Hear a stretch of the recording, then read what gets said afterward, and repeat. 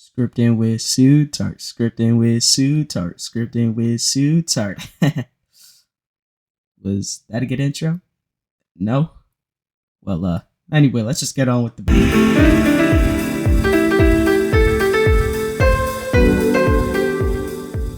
Alright, y'all, so I'm gonna be honest, bro. I'm tired of these parry-based games and Battlegrounds games that keep being reproduced on Roblox, bro. Like, we need something new that also takes skill and isn't totally brainless and brain dead. So, it might sound crazy, but I kind of took a lot of inspiration from a certain IO game I used to play a lot. The specific IO game I really took a lot of inspiration from is Moo.io. It's kind of unknown, but if you look it up on YouTube, you'll see like good views on the videos for the game. It was calm, bro. Like, the combat was cool. You used like spikes, traps, you could use like boosters too. And basically, the main premise was like you trap people and then you try to hit them with your spikes and kill them. And yeah.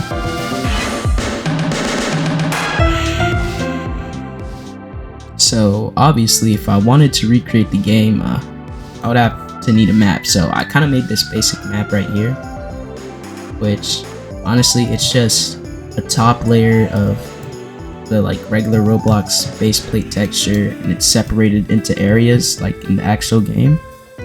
And I added an under part where the borders are, so it kind of looks like the actual game too. And when you see it with the camera, it'll probably make more sense.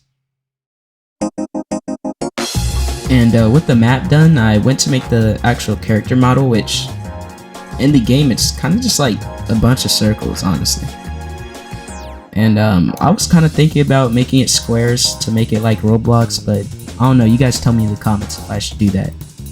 And both of these were done using the frickin' billboard UI, which looks pretty cool. And it would always be stationary since I was planning on having the camera just be top down like that. I made some of like the items you would see in the game, like the trees. I made the little like rocks and the food bushes, and yeah, it's kind of a blocky imitation of them. I did them as freaking pentagons or whatever, but it's calm. And you can't forget about like the starting weapon, which kind of looks like a basic hoe or axe.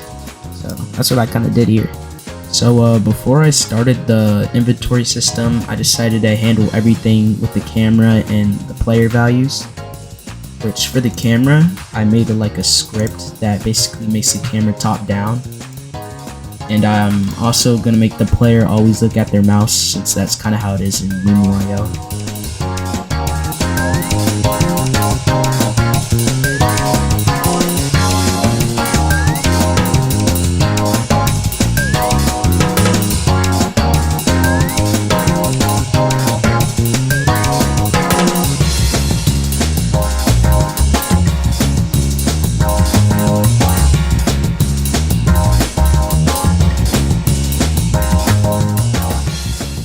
So FYI, before we continue, I wanted to tell you guys about how I organize all my stuff in Roblox Studio.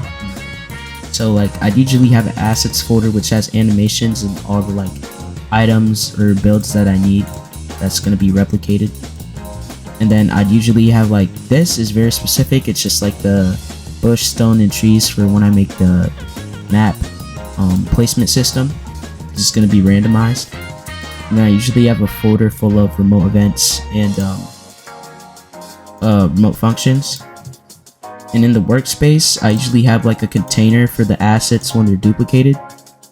And this is very specific to this game.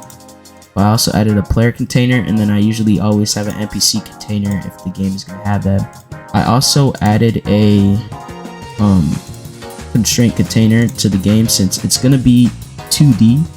With like 3D elements, so I use the plane constraint so they can't move on the y-axis, or up, I mean.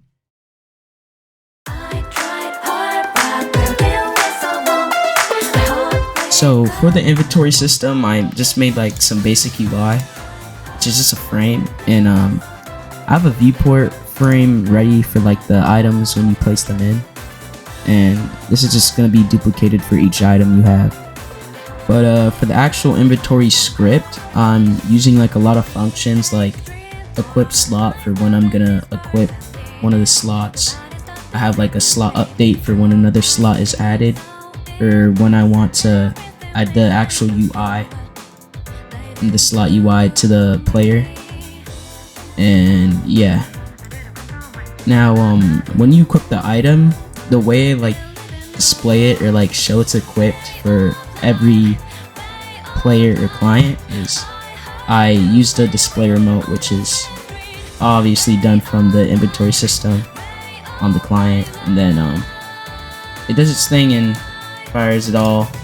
And I have like a little FX handler, I forgot to say that, with like how I organize things, and I just like keep all the client scripts that are like effects or like any type of visual thing. So that'd be this script right here, which it fires to. Alright, studio time. This is like how it looks right now. Okay, so the camera or like the tracking on when I'm moving, it used to be like really freaking buggy and like it would stutter, which I'll probably get back on how I fixed it later in the video. But as you can see, like switching through everything works, bro. I added like a calm little animation for like holding the freaking fruit, but everything else has the same holding animation besides that, and it doesn't bug. And I also made the map generator after I did the equipping script, which basically just places down the trees, the rock, the bushes I made, and yeah, it just randomly places all of the things around the map. My thing's not rendering really well, so you can't really see it that good. So I went to go finish up the placement system, which it basically just fires from the client, and it tells the server what type of item it was that we have or that we're using, and which is like shown right here. It's just a remote event. And in this part of the script, it basically just says if it's like your primary, which is your basic weapon, then we're gonna do like a swing. But if it's like the food, build, or actually just the build items, the food does healing. If it's like the build items, then we're gonna place the thing. Now for the build script, I needed to do a check because we can't just have the player like building over already placed builds or building over the terrain, like the trees and stuff. So I have a script that basically uses collisions or overlap params to check if the player is able to place it there.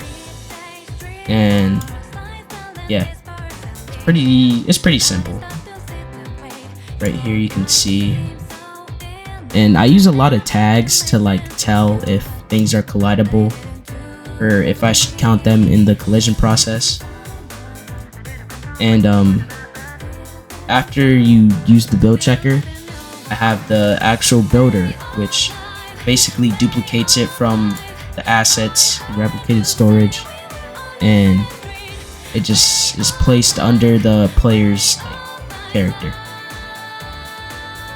or like they're the owner of the block that was placed, which I made like a little folder, which is the asset container, as I said before, and it's the builds container that this is put in. This would be put in here.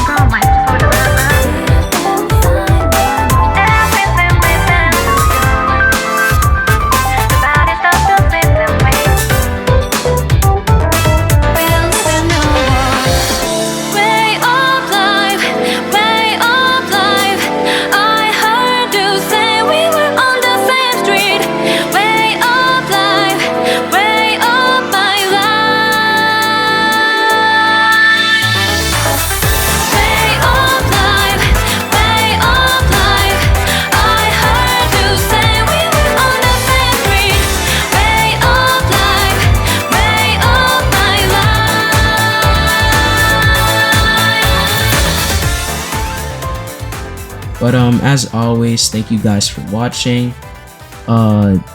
In the comments, tell me if the mic sounds good. I got it for Christmas. It's a Blue Yeti. And also tell me if I'm yapping too much in the videos, because I'm trying to explain the scripts, but like not too heavily. So tell me if I need to talk more about the scripts or less, because I honestly don't know. But peace.